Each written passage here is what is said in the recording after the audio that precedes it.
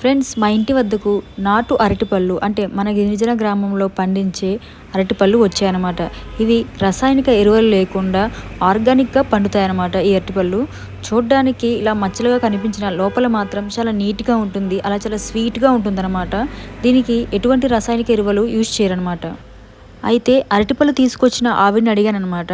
ఎలాగా డజన్ అరటిపళ్ళు అంటే, డజన్ లెక్క కాదమ్మా, పెడ లెక్క, అంటే ఒక పెడ 50 రూపాయలు అని చెప్పింది.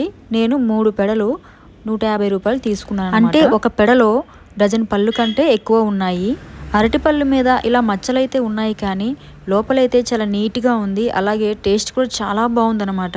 ఎటువంటి రసాయనిక ఎరువులు వేయకుండా కేవలం ఆర్గానిక్గా పండుతాయన్నమాట. ఇవి మా గిరిజన ప్రాంతంలో పండే నాటు అరటిపళ్ళు. ఎవరైనా మా గిరిజన ప్రాంతాల్లో ఈ అరటిపళ్ళు చూసినట్టయితే కనుక పైన మచ్చలను చూసి మోసపోకండి.